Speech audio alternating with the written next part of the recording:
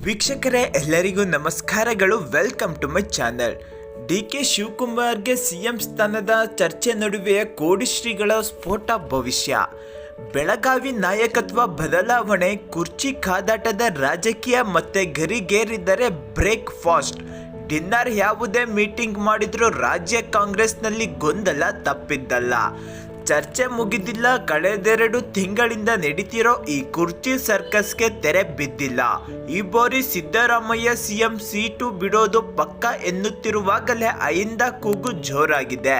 ಮತ್ತೊಂದೆಡೆ ಹೈಕಮಾಂಡ್ ಸಂಪರ್ಕಕ್ಕೆ ಸಿಗದೆ ಡಿ.ಕೆ. ಬ್ರದರ್ಸ್ ಪರದಾಡ್ತಿದ್ದಾರೆ. ಈ ಎಲ್ಲ ರಣರೋಚಕ ಬೆಳವಣಿಗೆಗಳ ನಡುವೆ ಕೋಡಿಮಠ ಸಂಸದ ಡಾಕ್ಟರ್ ಶಿವಾನಂದ ಶಿವಯೋಗಿ ರಾಜೇಂದ್ರ ಸ್ವಾಮೀಜಿಗಳು ಸ್ಫೋಟಕ ಭವಿಷ್ಯ ನುಡಿದಿದ್ದಾರೆ. ಬೆಳಗಾವಿಯಲ್ಲಿ ರಾಜ್ಯ ರಾಜಕೀಯದ ಬಗ್ಗೆ ಸ್ಫೋಟ ಭವಿಷ್ಯ ನುಡಿದ ಶ್ರೀಗಳ ಆಲುಮತ ಸಮಾಜದವರಿಗೆ ಅಧಿಕಾರ ಕಿತ್ತುಕೊಳ್ಳೋದು ಅಷ್ಟು ಸುಲಭವಲ್ಲ, ಕಷ್ಟ ಎಂದಿದ್ದಾರೆ.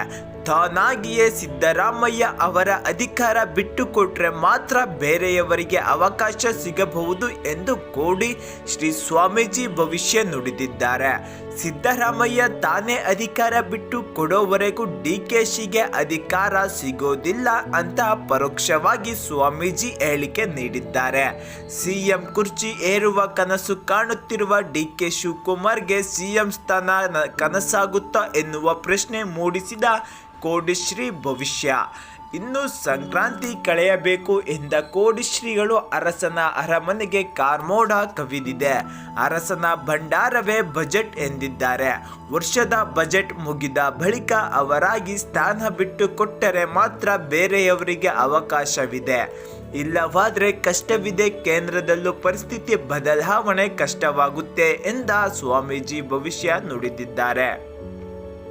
ಕುರ್ಚಿ ಕಾದಾಟ ಹಾಗೂ ಸಿಎಂ ಸಿದ್ದು ಡಿ.ಕೆ. ಶಿವಕುಮಾರ್ ಬಣ್ಣ ಗುದ್ದಾಟ ಒದ್ದಾಟ ನಡುವೆ ಕೋಡಿಶ್ರೀಗಳು ಸ್ಫೋಟಕ ಭವಿಷ್ಯ ನುಡಿದಿದ್ದಾರೆ.